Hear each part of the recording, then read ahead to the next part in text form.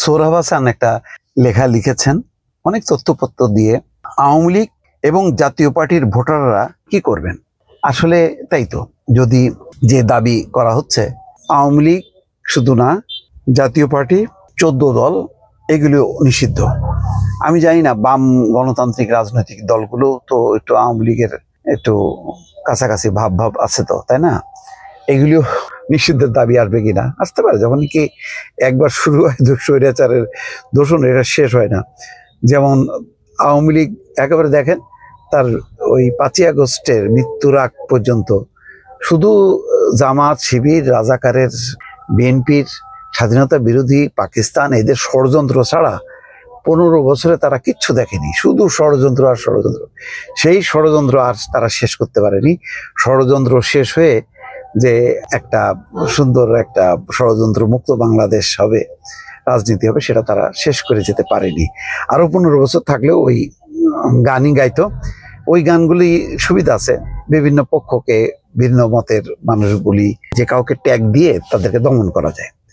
এখন তো সুন্দর একটা এক লাইনের, কত সুন্দর শুনতে লাগে, ফ্যাসিবাদের দোসর, ফ্যাসিবাদের দোসর।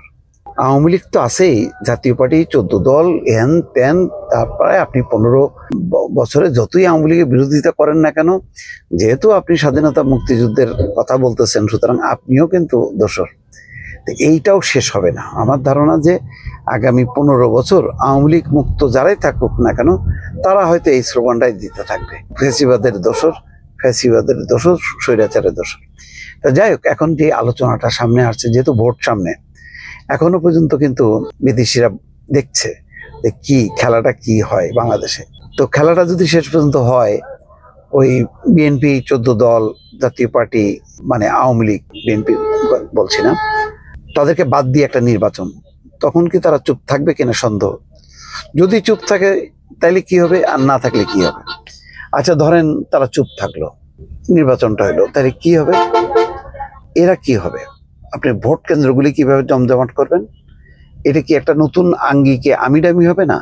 জামাত এবং বিএনপি যতই তারা এখন বিরোধী হোক না কেন, কিন্তু এক সময় তো তারা দীর্ঘদিনের সহচর। আচ্ছা ধরেন আজকে আওয়ামী লীগ যদি ক্ষমতায় আসে, তাহলে কচুকাটা করবে কি শুধু বিএনপিকে?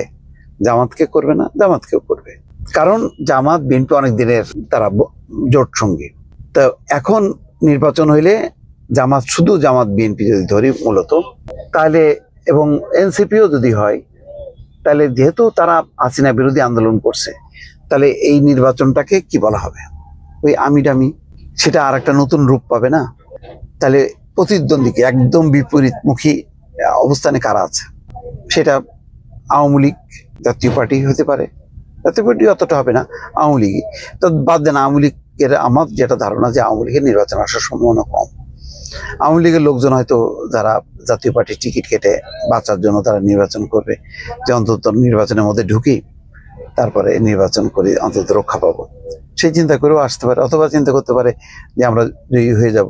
এখন আস্তে আস্তে যেহেতু ইউনূস বিরোধী, বিএনপি জামাত বিরোধী একটা মনোভাবও তীব্রতা পাচ্ছে, ফলে ভোটারদের সমর্থন পাবো।